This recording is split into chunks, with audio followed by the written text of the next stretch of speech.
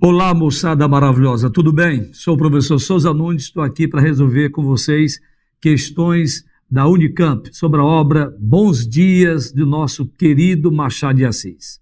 Será um prazer maravilhoso aqui examinar cada questão e deixar você super bem preparado para essa prova que se avizinha. Vamos lá?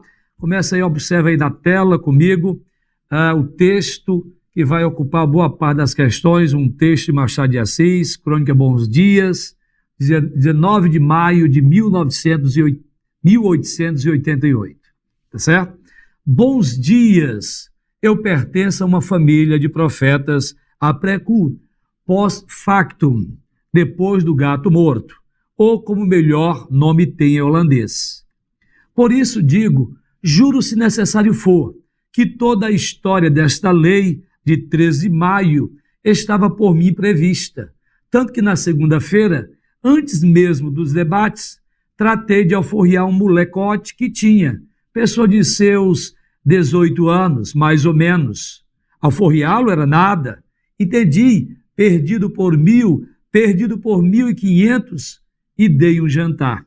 Levantei-me, eu com a taça de champanhe, e declarei que, acompanhando as ideias pregadas por Cristo há 18 séculos, restituía a liberdade ao meu escravo Pancrácio, que entendia que a nação inteira devia acompanhar as mesmas ideias, imitar o meu exemplo.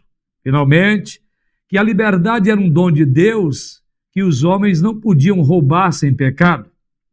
Pancrácio, que estava à espreita, entrou na sala como um furacão e veio abraçar-me os pés. Todos os lenços comovidos apanharam as lágrimas de admiração. Caí na cadeira e não vi mais nada. De noite, recebi muitos cartões.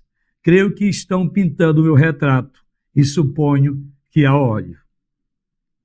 No dia seguinte, chamei o Pancrácio e disse-lhe com rara franqueza: Tu és livre, podes ir para onde quiseres. Aqui tens casa amiga, já conhecida, e tens mais um ordenado que, meu senhor, fico. Um ordenado pequeno, mas que há de crescer. Tudo cresce nesse mundo. Tu cresceste imensamente. Quando nascestes era um pirralho deste tamanho. Hoje estás mais alto que eu. Deixa ver. Olha, é mais alto 4 dedos. A altura não quer dizer nada. Não, senhor. Pequeno ordenado, repito, uns 6.000 réis, mas é de grão em grão que a galinha enche o seu papo. Tu vales muito mais que uma galinha. Justamente, pois 6.000 réis. No fim de um ano, se andares bem, conta com 8. 8 ou 7. Pancrácio aceitou tudo. Aceitou até um peteleque que lhe dei no dia seguinte. Por mim não escovar bem as botas. Efeitos da liberdade. Mas eu expliquei-lhe que o peteleco, sendo um impulso natural, não podia anular o direito civil adquirido por um título que lhe dei. Ele continuava livre, eu de mau humor.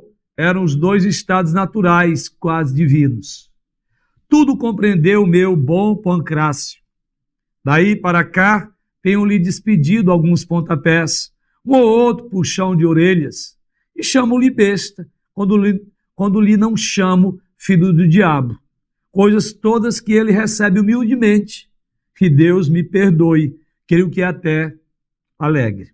Então, eis a crônica machadiana. Vamos aí à primeira questão e refletir um pouco sobre o método machadiano de compor crônicas. Nesta crônica, se você observar bem, Machado fez um conto, né? Que é uma característica da crônica dele, misturar o gênero crônica com outros gêneros, né? A mistura de gêneros.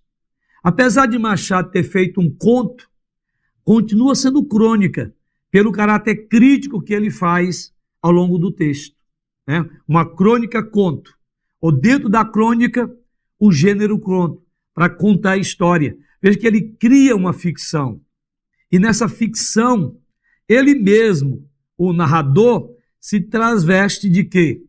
de um indivíduo da sociedade, de um escravocrata, que resolveu, 6 dias antes da libertação da Lei Áurea, alforriar um dos seus escravos e dar uma festa, etc.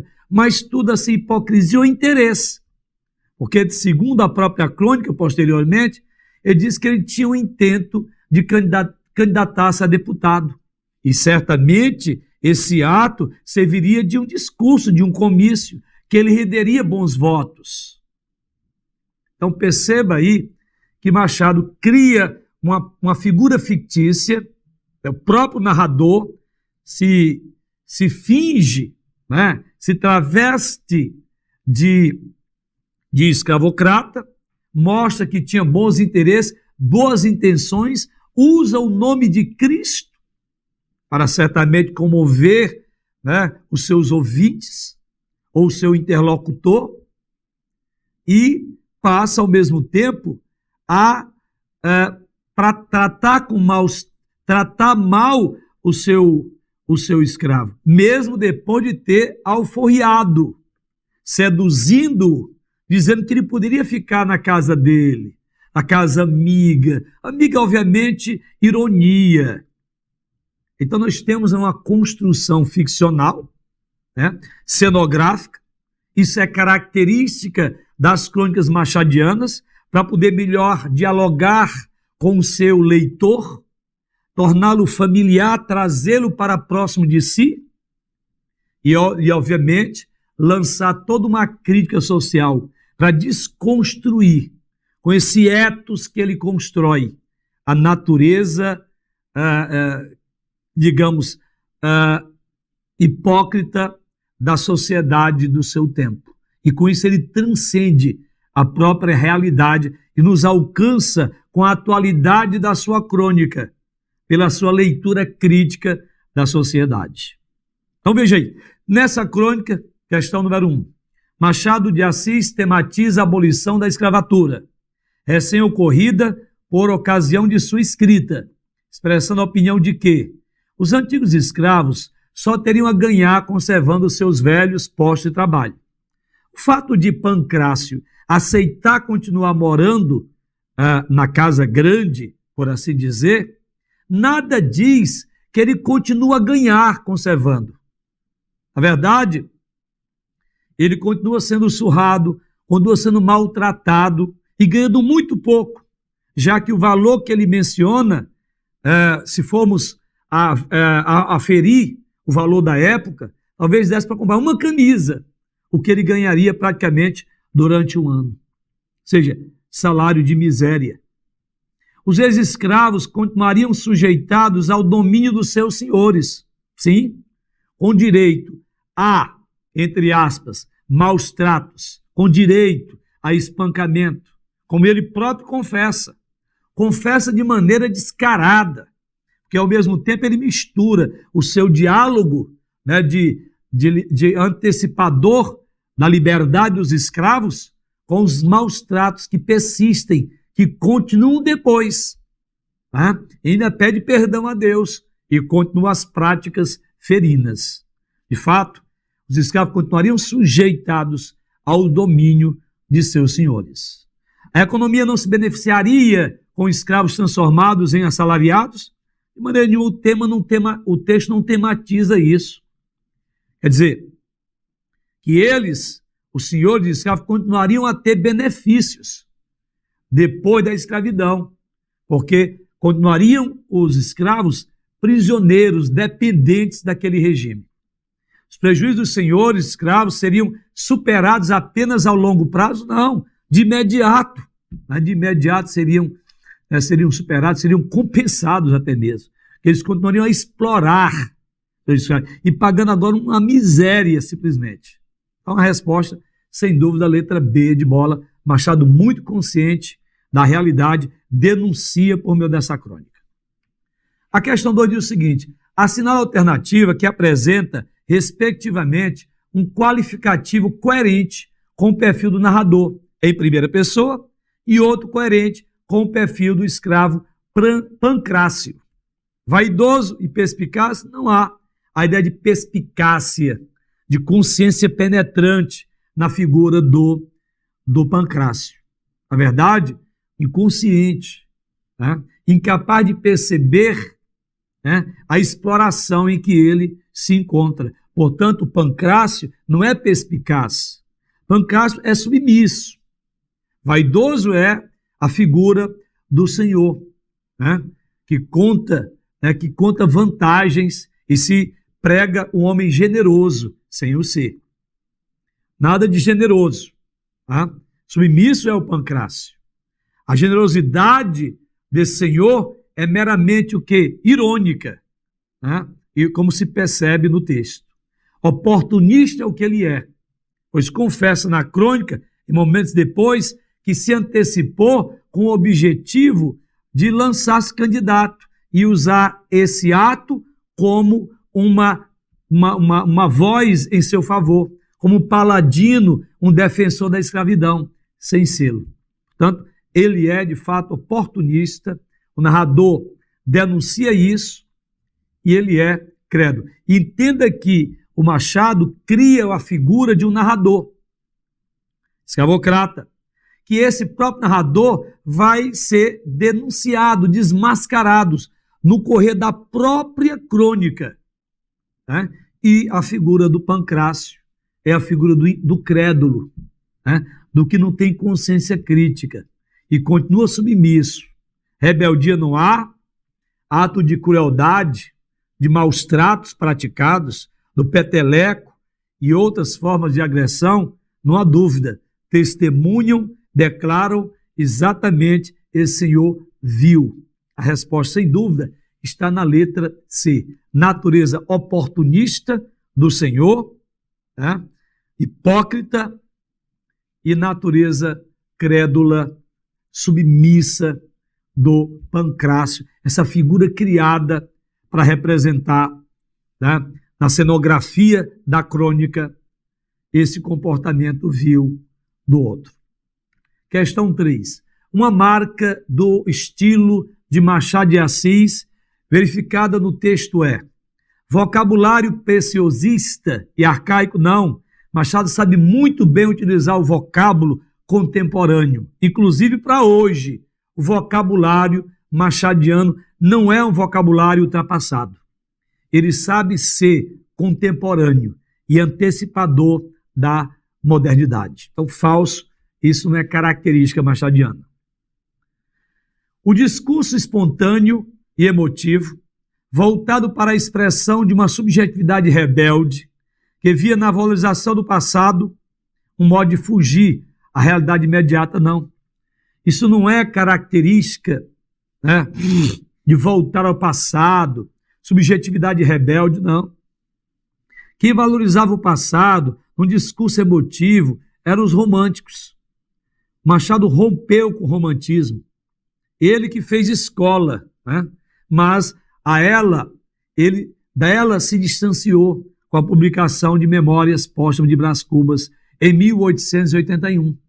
E essas crônicas, obviamente, são publicadas posteriormente, já um Machado amadurecido. Bem, o tom inflamado e grandiloquente, próprio de uma retórica a favor de causas libertárias. Gente, isso aí, esse item C, tem a ver com o discurso de um Castro Alves, terceira geração romântica, né? Inflamado e grandiloquente, não é o estilo Machado de Assis. Agora, se o personagem adota esse estilo, né, adota-o, mas ao mesmo tempo é desmascarado na crônica, porque a crônica tem esse viés.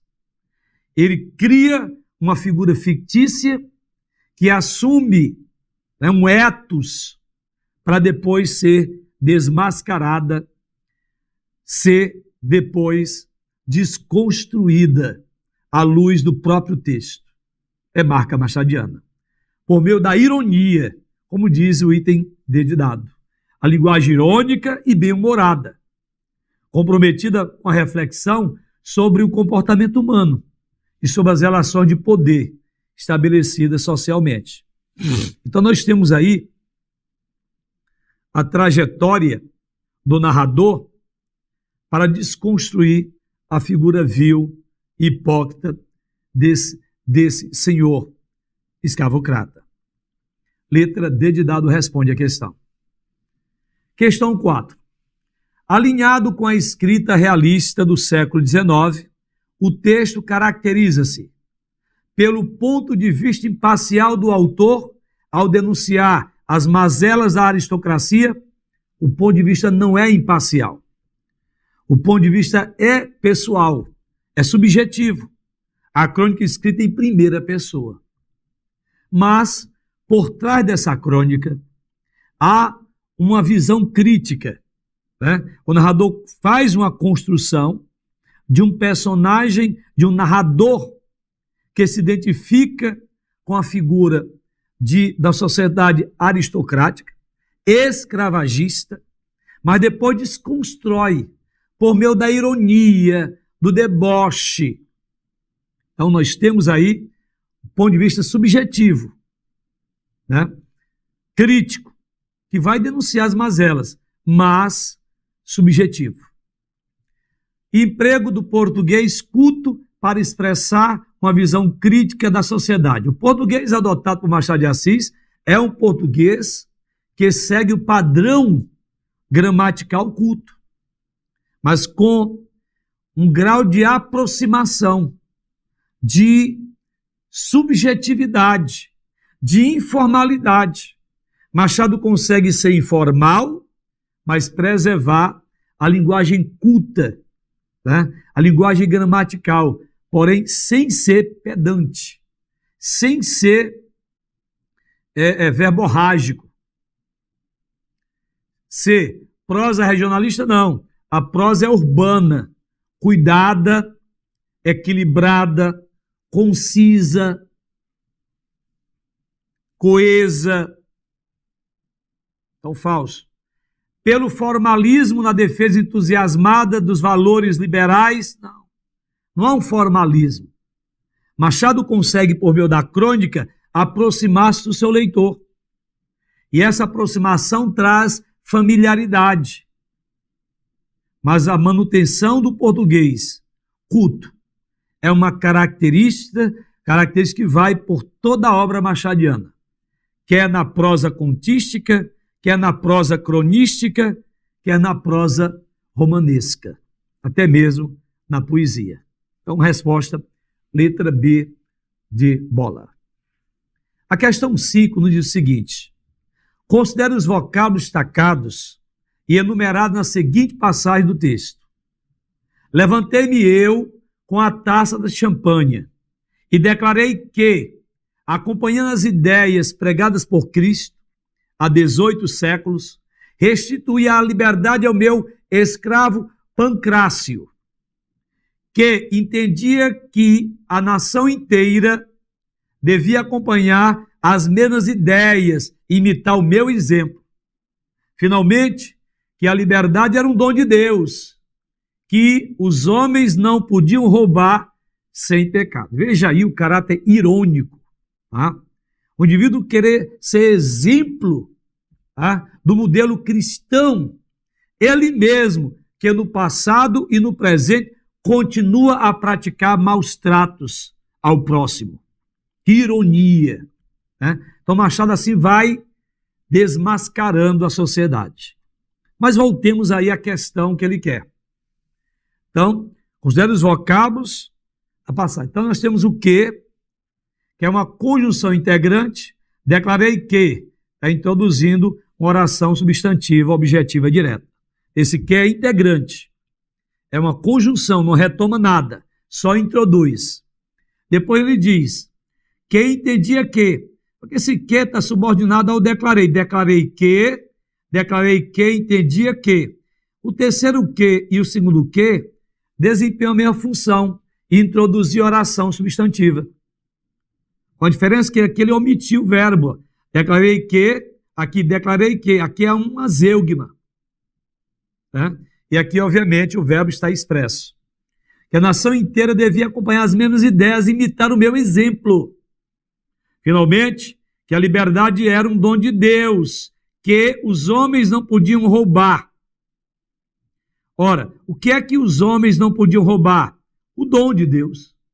que retoma o dom de Deus. Os homens não podiam roubar o dom de Deus, a liberdade, né? Que era a própria liberdade. Aqui o que é um pronome relativo, que tem um antecedente, um dom de Deus, que desempenha o papel de objeto direto de roubar. Tá?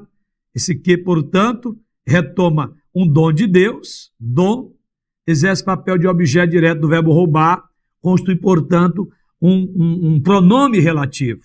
Tá? O que é a questão que é aqui? O vocábulo que tem função pronominal, ou seja, que retoma e restitui uma expressão substantiva no texto, é identificado pelo número. Que número? O número 4. Por quê? Porque 1, 2, 3, temos conjunção integrante. Somente no 4, nós temos um pronome relativo. Retoma antecedente, a expressão lá, o dom de Deus, e desempenha o papel sintático, a função sintática, no caso de objeto, no termo consequente, é o verbo roubar. Beleza? Preservando-se o paralelismo entre as formas verbais e a concordância da norma padrão da língua, a frase correta é. Então, corrigindo problemas, portanto, aí, marcando o item correto. 90% desses homens é livre. Ora, sujeito aqui a quem? 90% desses homens é plural. São livres. Quer homens, quer o numeral aí, percentual. Podem ir para onde quiserem. Aqui eles têm, cadê o acento? Ó, falha no acento. Menos de 100 deles são livres. Beleza? Menos de 100 são livres. Podem ir para onde queiram, não. Para onde queiram, para onde quiserem. Errado aqui. E é plural também. Aqui eles têm casa amiga, correto aqui. Mas há uma falha já aqui. Cada um desses homens são livres. Não, cada um é livre. Então, se cada um é livre, pode ir onde quiser, já que o sujeito vai ser cada um. O pronome é indefinido. Aqui ele tem, que cada um. Alguns deles são livres, beleza? Alguns são livres. Podem ir, alguns podem ir, para onde quiserem. Eles têm, com acento, que o sujeito é plural, resposta, letra D de dado, correção, conforme que é o enunciado. Preservando-se paralelismo, formas verbais, etc, etc. Bem, a questão 7 tem por texto, fragmento aí da crônica. Tudo compreendeu o meu bom Pancrácio. Daí para cá, tenho-lhe despedido alguns pontapés, um ou outro puxão de orelha, e chamo-lhe besta quando não lhe chamo filho do diabo.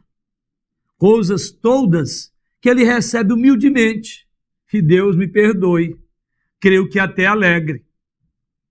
Veja a concepção que o Machado representa da sociedade escravocrata da época, acerca, né, da escravidão e dos recém-libertos. Você continua com a mesma mentalidade, apenas muda o discurso. Hipócrita, tá? Quando a dona Inácia, né, lá do conto Negrinha, do Monteiro Lobato. O fragmento é de uma crônica, 19 de maio de 1888, que conta o caso fictício de um escravista que se converteu à causa abolicionista poucos dias antes da Lei Áurea e agora se gabava de ter alforriado Pancrácio, seu escravo. O ex-proprietário explica que Pancrácio, além de continuar a apanhar, recebe um salário pequeno.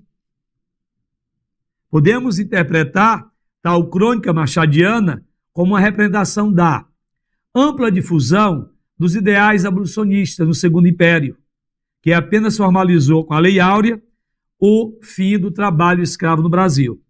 Vou falar de ampla difusão.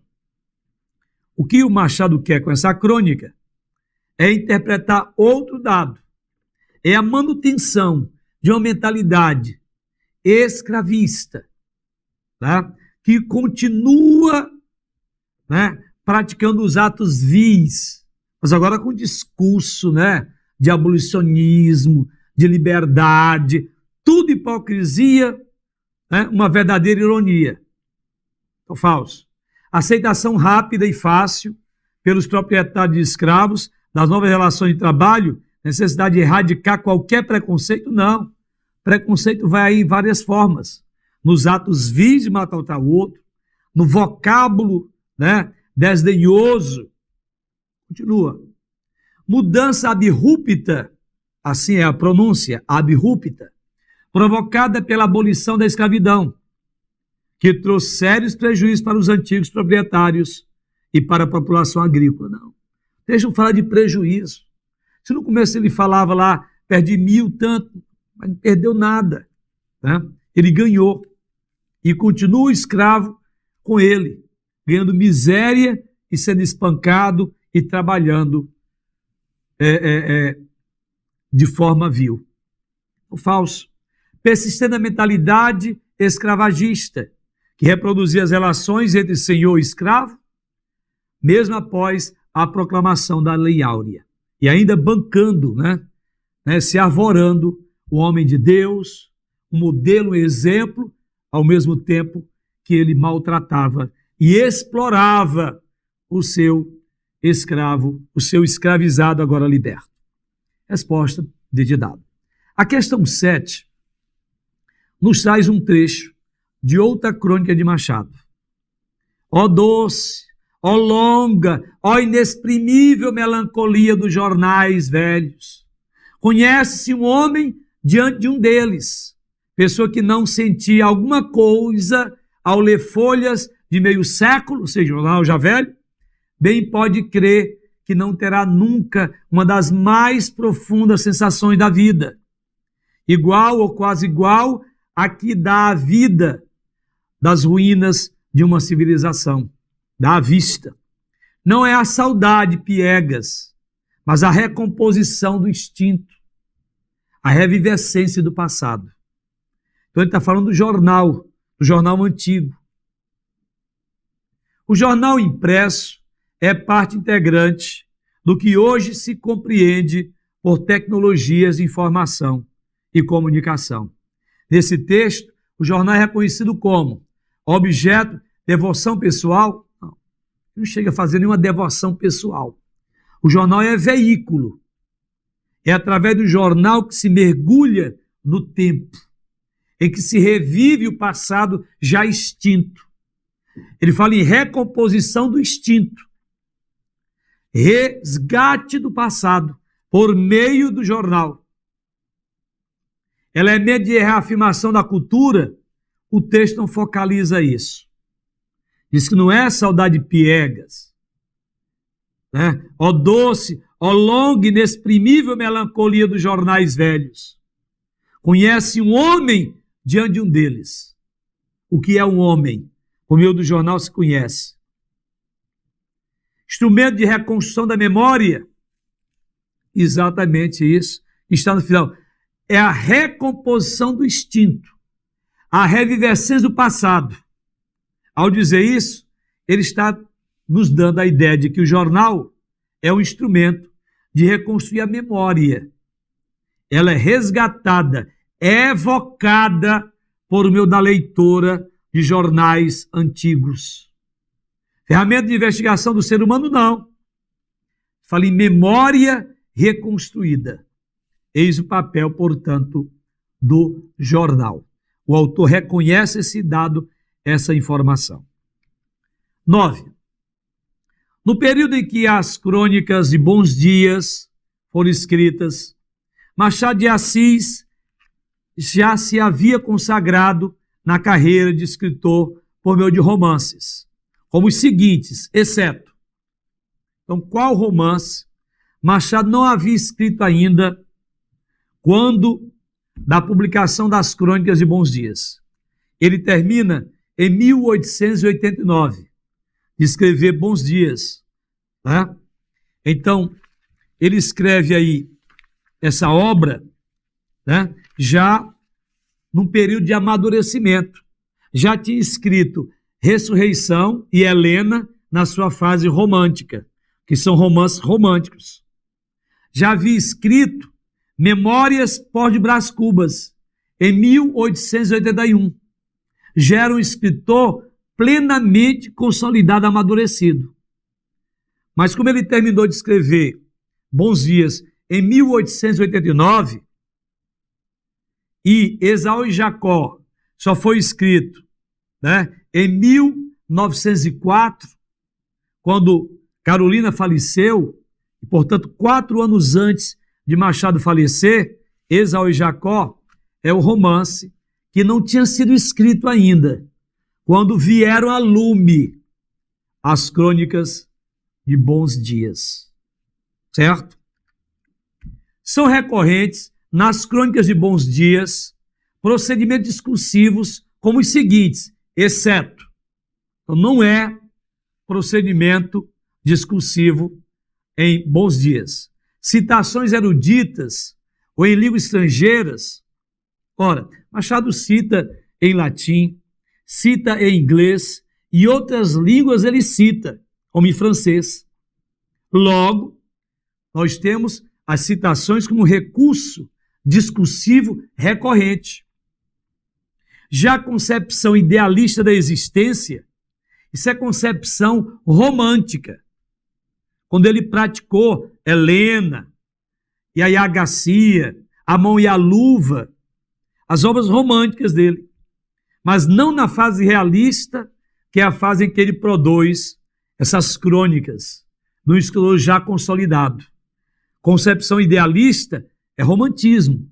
Ele mantém uma concepção realista e crítica da existência em Bons Dias.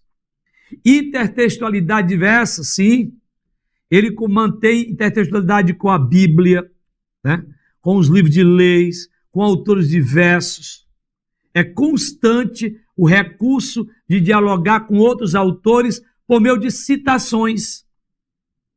A criação de personagens é também uma constante nas crônicas de Bons Dias. Como ele criou a figura do Pancrácio, ou a figura desse escravagista aí, renitente, persistente, mas agora disfarçado de homem do bem, de cidadão do bem, só escamoteado, que Machado vai arrancar o véu dele, pela ironia que ele emprega na crônica, que é outro procedimento discursivo. Ele cria personagem em si. Então a resposta aí, moçada, letra B de bola, não condiz com o recurso discursivo adotado por Machado de Assis em Crônicas de Bons Dias. Tem você, excelentes leituras, leia também o material que nós produzimos, vai ser disponibilizado para que você enfrente essa prova do domingo com excelente êxito. Conte conosco sempre. Grande abraço. Até o nosso próximo encontro. Até o sucesso.